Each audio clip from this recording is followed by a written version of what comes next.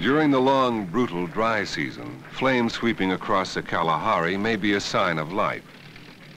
The tinder dry brush is often ignited by the fires of villagers.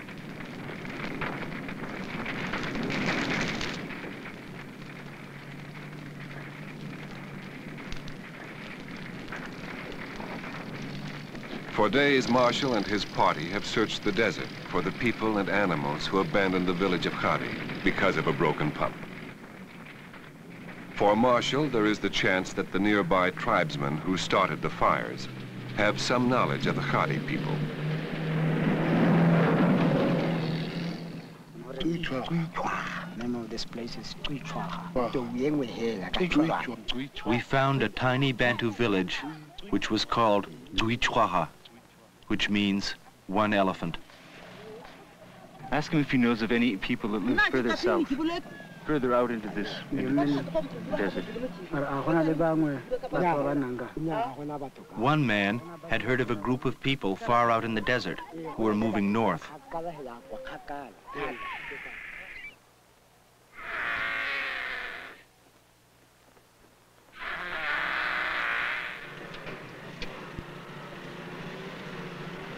Beyond the last settlement, they follow ancient game trails, hoping to find a trace of the Khadi people.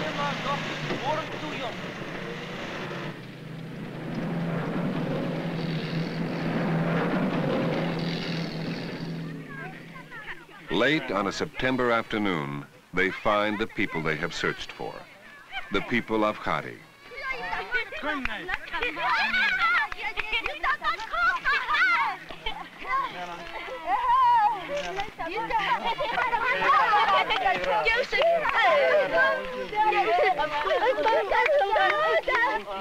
They told us that 4 months ago they had left Khadi, moving north in the increasing heat of the dry season to this place where they had relatives. Since they had left home, they had had no water except for what they could get from roots and melons.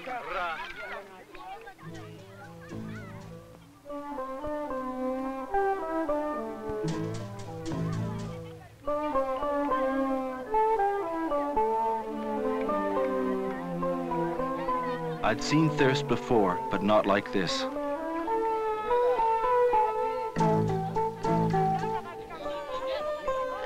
They distributed what water we could give them with manners and patience. There were 42 people, and I began to wonder how they really had survived.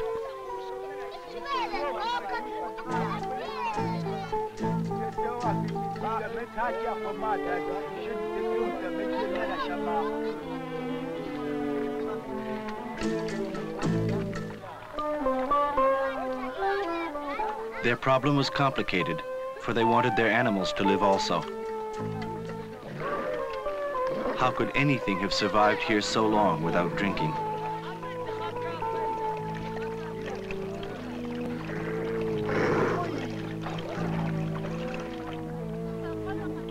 To find out how they had stayed alive, I had to learn everyone's name and how they were related. Kinship has always been the key to Bushman survival. It's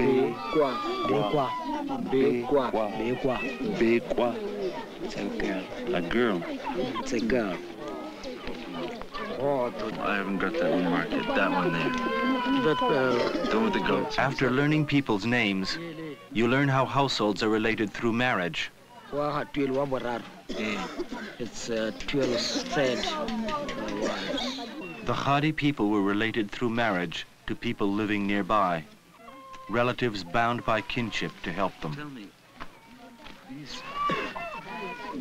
these houses are being made because the rains may be coming. The rains were late. People said they might not come at all, and they told me that all the melons had been picked. Do the people have melons stored at that village where we went? Without melons of their own, they depended on their relatives, who had few to give.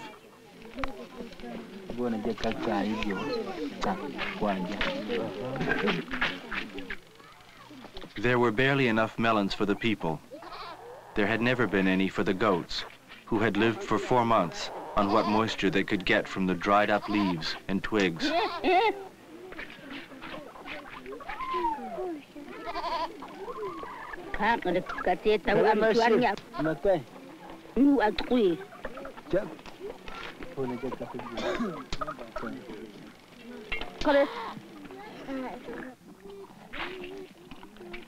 There were melons for one animal, a horse named Vedia. Although she was owned by one man, Maipiro, everyone watered her. On his horse, Maipiro hunted for all the people.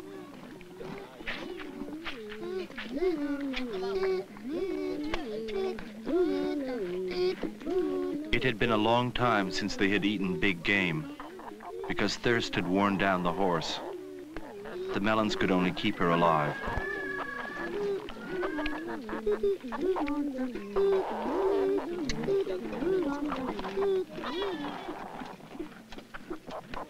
Yes.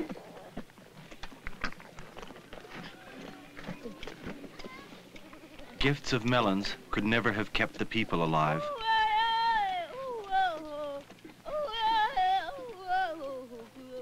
Their lives depended, as they always had, on what women could gather, on their knowledge of many plants, on their eyes keen enough to see tiny vines, and on their thin, strong arms.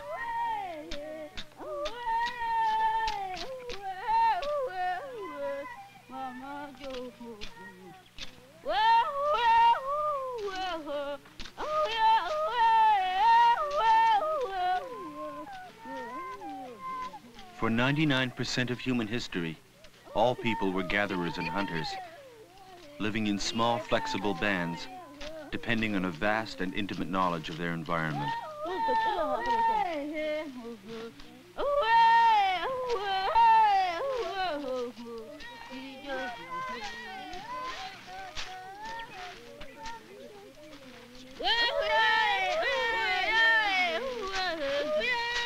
The roots the women tugged at deep in the sand had stored up water through the long, dry season.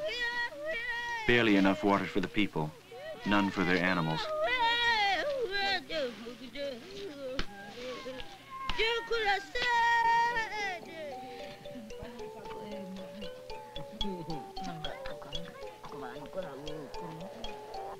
In the heat of midday, animals and people clung to the fragile shade of the tree branches.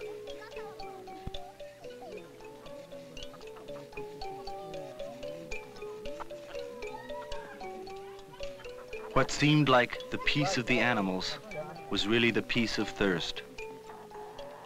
Thirst never lets you go. The only way to deal with it is to do as little as possible.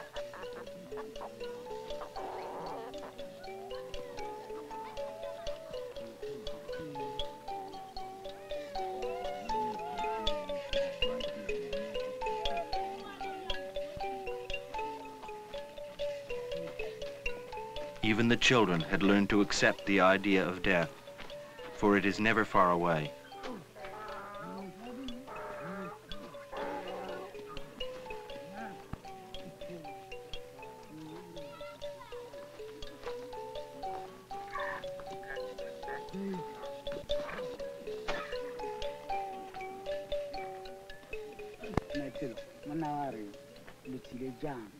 They say their goats are dying and their donkeys will die, and if they stay here, their children will also die and the old people will die of thirst, because they stayed here for about 3 months without water since they left Kalahari.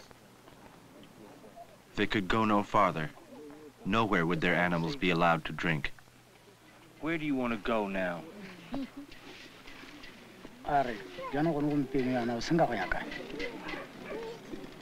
I check a tacket, I check a bed.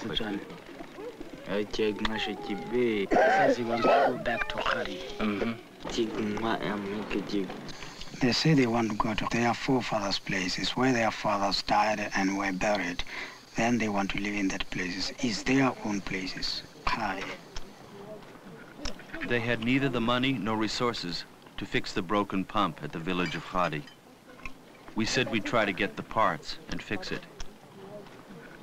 They accepted our promise without revealing emotion.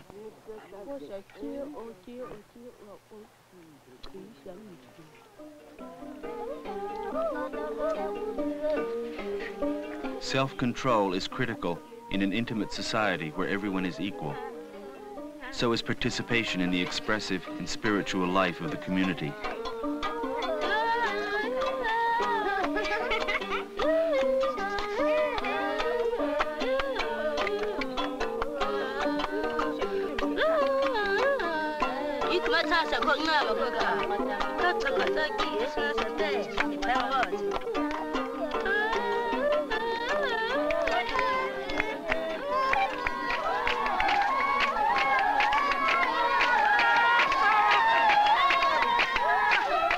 In the dance, participation becomes collective art.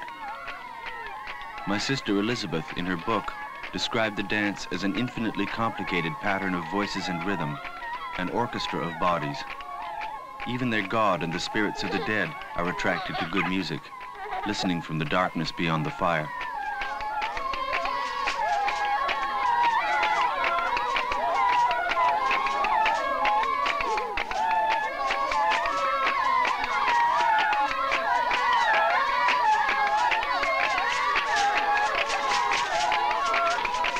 Underlying the gaiety, there is deep magic. For the dance is the way the people protect themselves from the dark forces within themselves and their land, from the evil of dissension, from thirst and starvation, from disease and death.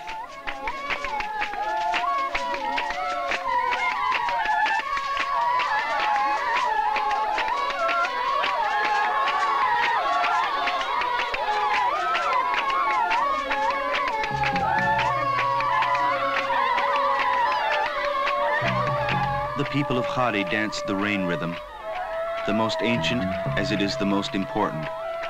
For the scarcity of water is the ever-present theme which dominates their lives.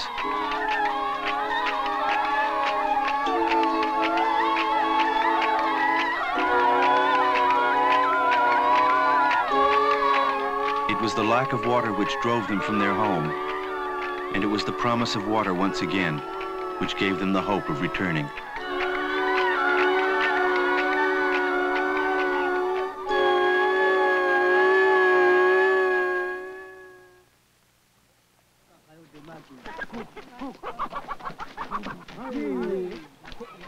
On a September morning, the children feel the thrill of anticipation in the camp. After 2 weeks, Marshall and Ladimo have returned from Khadi.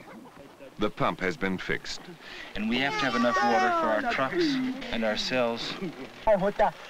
So we're going to try to give share 2 of these a day.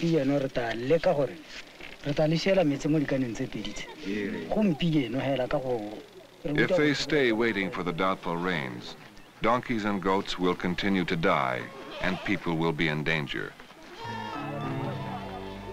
They will take their losses on the trek.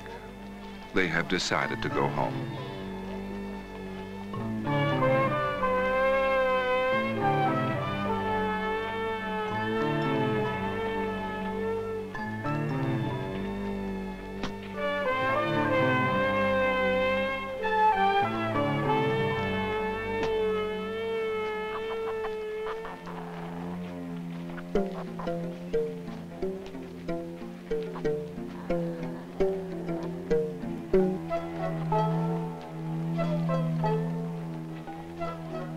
The few who owned donkeys rode, but most had to walk 120 miles through sand and thorns.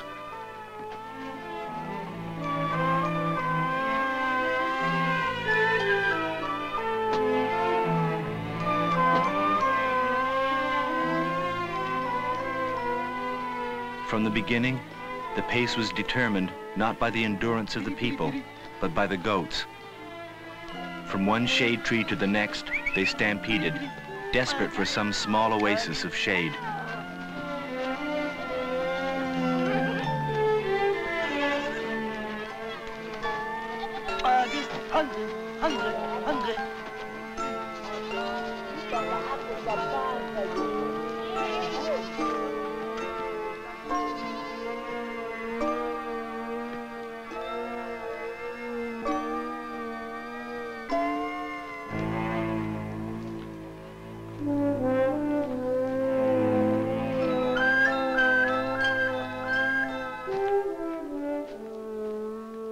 By midday, the heat had reached 120 degrees, and the animals and the people could go no farther.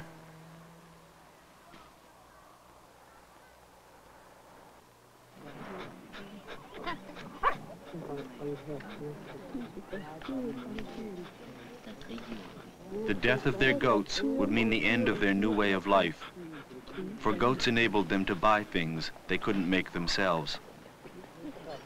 They had become dependent on an outside world which had always rejected them.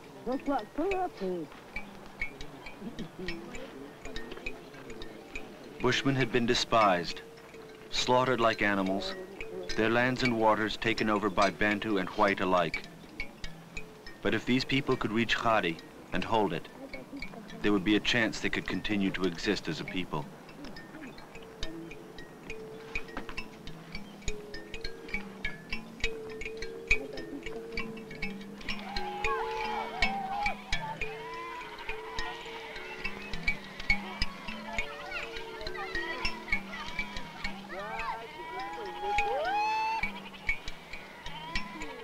As they moved ahead, everyone gathered roots along the way. And as the days passed and they got closer to home, they moved through country where the wild foods had not been gathered and where the game was plentiful.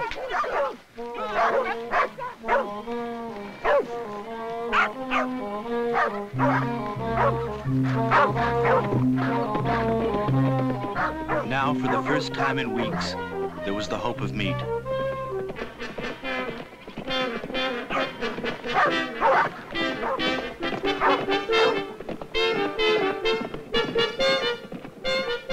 For me, my Pero and his horse symbolized the great contrast between an existence they had always known and an emerging way of life.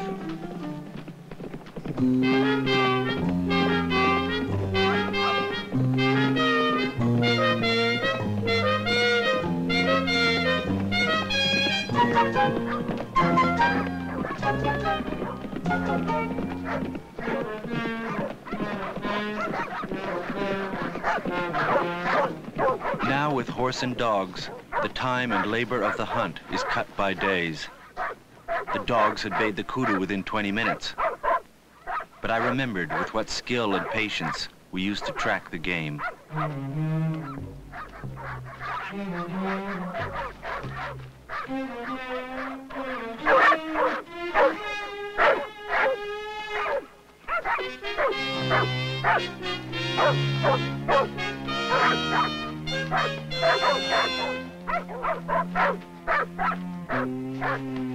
Killing so efficiently seemed to rob hunting of its symbolic quality, making it a simple act of subsistence, instead of a larger act of kinship, binding the people together.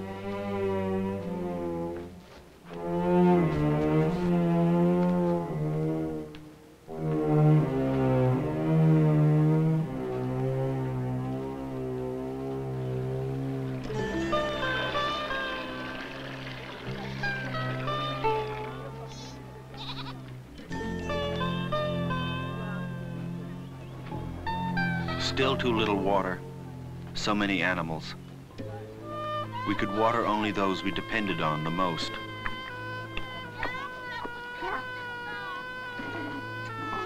Not all those who hunted could drink, but the horse was more than a means of hunting.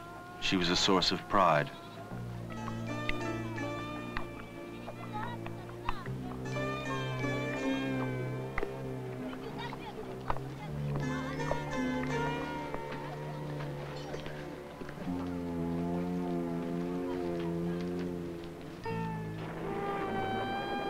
Perhaps the successful hunt was a good omen. For the first time in months, there were thunderclouds stretching across the horizon.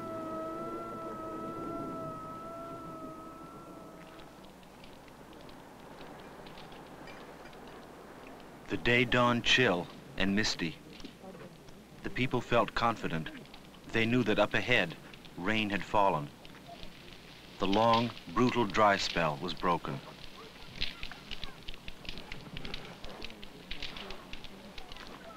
They would be able to travel faster and farther in the cool weather, strengthened by the fresh meat of the kudu.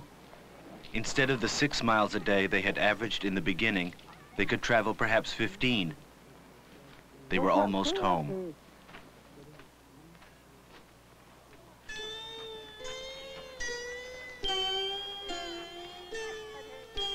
No longer must the goats be driven forward.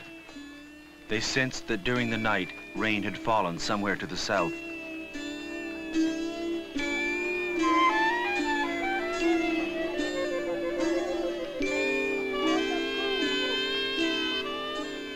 The water they finally found, near the place where they began, came too late for many of their animals.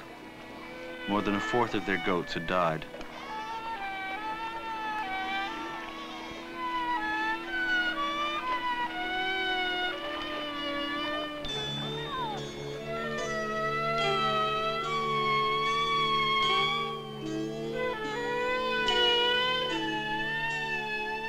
In the final days of their journey, they wondered if they would ever again be forced to leave Khadi and set out into the desert.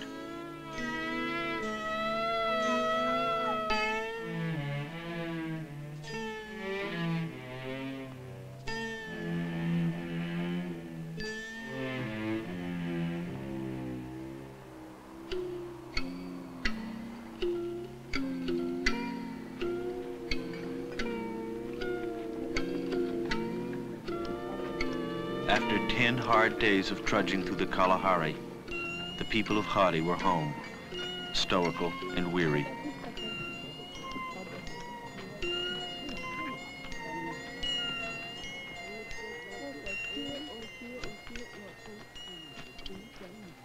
Later, there would be time to go to their huts, to unpack and rest.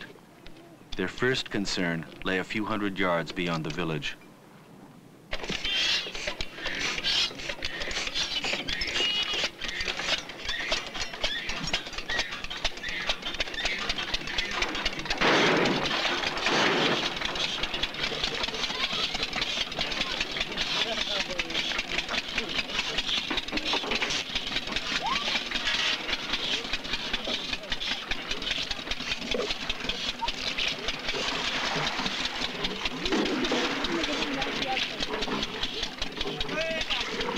With nowhere left for themselves and their flocks but the central Kalahari, where the water is deep beneath the sand, the Khadi people were dependent for their future on an ancient engine and a 4-inch pipe.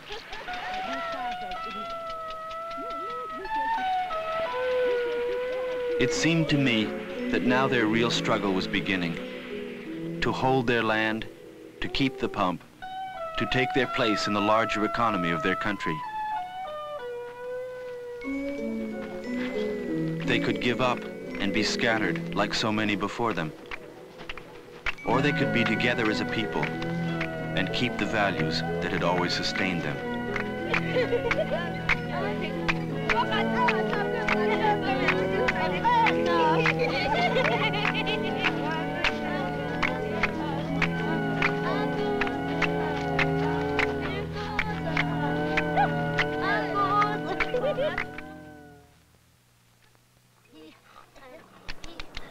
The children of Khadi still played the games their ancestors had for hundreds of generations, acquiring the essential values of participation basic to the life of their small society. Now the children of Khadi faced a different future.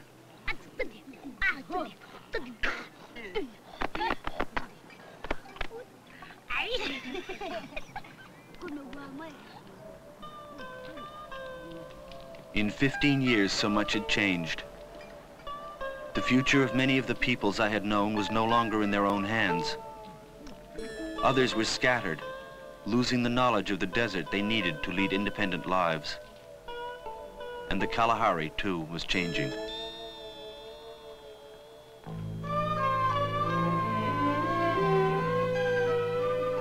Now the Kalahari is becoming cattle country. The Bushmen's last remaining water holes are being taken over by commercial ranches. It seems to me that the crucial question is, can any Bushman hold their hereditary land? Or are they destined to be like those I saw, landless, itinerant laborers herding other people's cattle?